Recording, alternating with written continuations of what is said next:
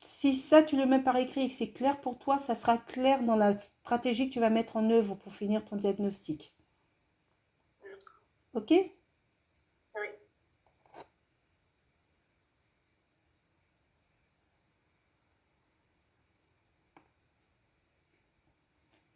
Donc voilà, donc je t'enverrai ça. On a fini pour la lecture du DC1, des objectifs fixés.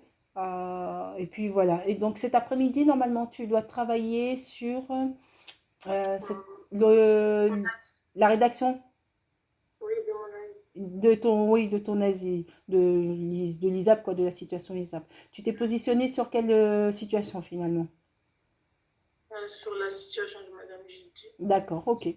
Ok, donc tu commences à faire la rédaction et tu me l'envoies dans l'après-midi, quoi, en fait, quand tu as terminé. Je pense pas que tu auras terminé, parce que normalement, ça demande du temps, puisqu'il va falloir que tu ailles chercher toutes les informations, que tu portes une Et vous m'avez analyse. pas envoyé justement la convention tripartite. Ah oui, d'accord,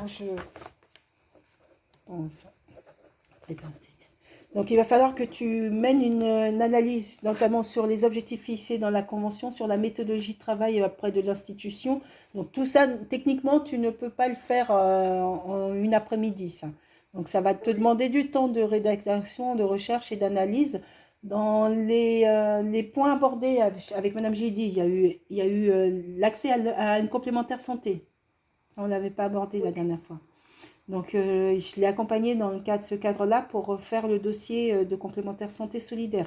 Parce que parce qu'en fait, lorsque madame, et là aussi, ça va t'amener à une réflexion. Puisque madame, en fait, était sortie de son aide médicale d'État, puisqu'elle a été, oui, elle a obtenu sa carte de séjour. Ça veut dire qu'avant, elle était à l'aide médicale d'État. Donc, oui, aide médicale d'État qui a pris fin au moment où elle est passée et sa régularisation de séjour a été faite. Sauf que oui, derrière, il fallait enchaîner sur la complémentaire santé solidaire pour s'assurer que, et d'autant plus que Maram avait des soins. Tu vois ce que je veux dire?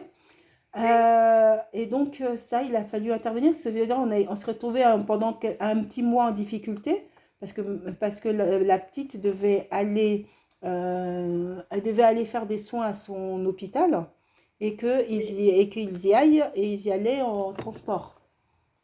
Ils allaient plutôt en véhicule taxi taxi, conventionné. oui. D'accord? Et que là, le taxi est pris en charge à 100%, était pris en charge à 100% dans le cadre de l'AME. Ben là, sans couverture santé, eh ben, madame s'est retrouvée en difficulté et à prendre les transports en commun, qui pouvaient être oppression pour Maram. Donc voilà, donc c'est pour ça que je te dis, il y a plusieurs problématiques, plusieurs interventions, et il va falloir en fait pour chaque intervention que tu les décortiques. D'accord. Ok? Donc ça c'est une intervention qui avait été faite avant même le début de Oui, de ton mon stage, stage. qu'en fait.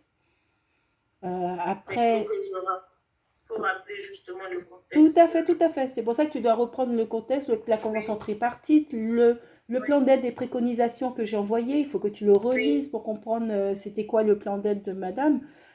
oui, Voilà, donc tout ça, il faut que tu le réexpliques après.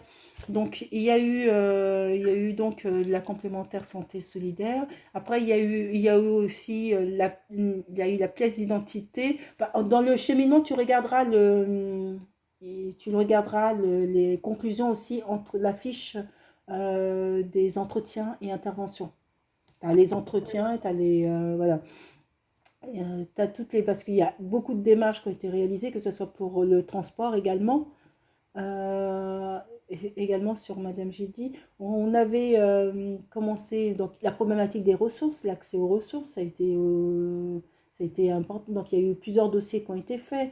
Il y a eu le renouvellement AEH aussi de Maram qui a été fait aussi, que j'avais fait. oui. Donc j'ai dû faire Mais pour l'accès aux ressources, vous avez fait des démarches d'aide financière, c'est ça? Demander. Pour Madame, je l'ai dit, ce que j'ai fait, c'est que j'ai sollicité le PCPE, c'est ce que je t'avais expliqué, pour Ah oui, le oui, oui. financement de son timbre fiscal. D'accord. D'accord. J'ai souhaité l'orienter vers justement je souhaitais l'orienter vers le conseil départemental, mais Madame Géty était dans ce discours où je souhaite pas ça donne l'impression que je fais ça pour l'argent. Oui, je me rappelle. Tu comprends? Et donc elle était réticente à demander à plein d'institutions. Elle, ce qu'elle voulait, c'était rester sur le territoire. Hmm. D'accord. Donc, après, moi, quand je questionnais Madame Gildy sur de quoi elle avait besoin, Madame Gildy, a priori, pour elle, c'était simplement avoir de l'aide pour pouvoir rester sur son titre de séjour. D'accord? Oui. Et quand je lui demande, donc n'oubliez pas que Madame Gildy a une aide alimentaire. Oui, oui, au maillot, c'est ça. Tout à fait, qui est pas suffisant dans le sens où Maram n'a pas les aliments qu'elle souhaite manger. Oui, D'accord? que je Donc c'est des aliments, donc ça permet Madame d'avoir de quoi manger, mais ça ne correspond pas à l'alimentation que Maram souhaiterait. Et c'est Oui, tout pour ça que Maram était très mince au début. oui. D'accord. Donc c'est pour ça que je te dis, il y a plusieurs problèmes. Donc j'ai été amenée à l'accompagner au maillon, aussi au maillon. Donc ça m'a permis de voir comment ça se déroule aussi au maillon. Donc voilà. Donc ça te permet d'expliquer en amont ce qui avait été fait parce que tu n'étais C'est pas fait. là, tu n'étais pas Oui, là pour ça. d'accord. Donc, pour l'accès aux ressources, il y a juste eu la sollicitation du PCPE. Et, sur l'accès aux ressources, il y a eu la CAF. Oui, oui, Ah, il y a eu la CAF, il y a eu le renouvellement AEH de Maram, renouvellement AEH du dossier. Il y a eu toutes les démarches qui ont été faites pour le déblocage des prestations, hein, que ce soit auprès de la caisse d'allocation familiale. J'ai fait un dossier RSA, j'ai fait un dossier pour madame, ça a été dossier ASF, allocation de soutien familial, dossier RSA, Euh, et, et donc, il y a eu la déclaration de situation, il y a eu toutes les déclarations, puisque madame n'avait pas fait déclaration de ressources et tout. Donc, ça a été beaucoup aussi travaillé au niveau de la CAF. Et donc, la CAF qui nous a apporté cette difficulté qui pouvait dans le dossier, parce que moi je pensais qu'on allait envoyer et qu'ils allaient débloquer les prestations, mais en demandant l'attestation préfectorale, ça a un peu bloqué la procédure, tu vois ou oui, pas? Puisque en demandant l'attestation préfectorale, ça nous demandait d'intervenir auprès de la préfecture. Or, la situation n'était pas claire par rapport au positionnement de la préfecture par rapport à la situation oui, de madame. Donc, madame était dans la crainte en demandant cette attestation, que la préfecture, entre guillemets, lui dise, vous en demandez trop, tu vois, rendez-nous la carte, quoi, en fait. Tu vois. d'accord. Donc, c'est pour ça qu'il a fallu patienter pendant à peu près 2 semaines. Il a fallu patienter pour déjà que madame soit rassurée, hein, madame Gilly soit rassurée, Oui, et tout, avant que la demande d'attestation préfectorale soit faite, quoi. Et il y a aussi, il ne faut pas oublier dans ton ISA, c'est pour ça que je te dis qu'il y a plein d'éléments. Il y a aussi dans ce que tu vas rédiger, le fait que madame ne souhaitait pas que certaines informations soient transmises au PCPE, oui, oui, qui est l'association payeur, oui, tu vois. oui, c'était Euh, un conflit.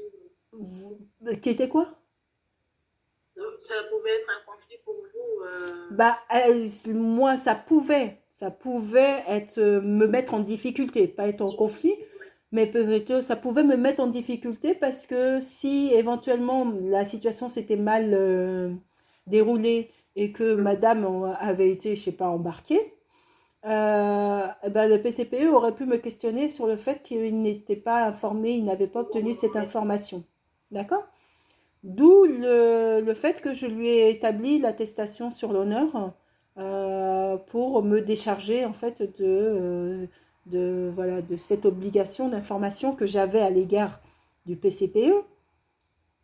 Voilà. Et ça, c'était ça la position véritablement particulière, c'est que j'étais dans une position où moi, j'avais à rendre compte à l'organisme payeur de ce qui se passe, mais je suis soumis à un secret professionnel auprès de l'usager, tu vois. Oui, Et donc, oui, oui. quel est le positionnement? Voilà. C'était, et donc, l'attestation sur l'honneur a résolu en gros le problème, quoi. D'accord. Puisque ça me permettait moi de me couvrir et que ça soit formalisé que madame ne souhaitait pas transmettre cette information. D'accord. Ok. Donc voilà, donc ça c'est pour ton après-midi, donc tu as commencé à travailler sur ton écrit. Et puis Ok. je pense aujourd'hui ou demain, je t'enverrai la commande institutionnelle. D'accord. Ok, ok. Est-ce que tu as des questions? Pas forcément ça. Tout a été dit. C'est vrai que pas facile au début de voir, comme j'ai pas mené moi-même tout au début, donc il faut, comme on dit, avoir tous les éléments pour pouvoir. Voilà, mais c'est pour ça qu'il faut que tu commences à rédiger. Comme ça, moi, je Oui, pourrais t'apporter les éléments d'information manquants. D'accord? voilà. Que tu n'attendes pas la fin janvier. Sinon, bah, je pense que ça va prendre du temps pour Oui, pouvoir te oui. réexpliquer chaque point, quelles ont été éventuellement les difficultés. Voilà, par rapport à la situation. D'accord? D'accord. Donc, bon, bah, si tu n'as pas de questions, bah, je te dis bonne après-midi. Merci. Et puis, de toute façon, s'il y a quoi que ce soit, on se tient informé voilà, D'accord. dans la journée. D'accord? D'accord. Merci beaucoup. De rien, bonne journée. Bye bye.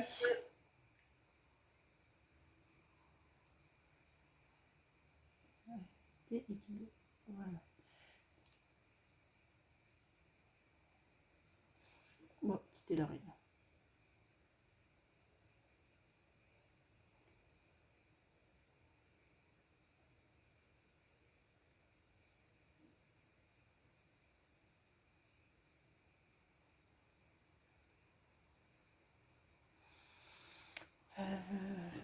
Bah, là, j'ai un appel à passer. Je voudrais passer un appel.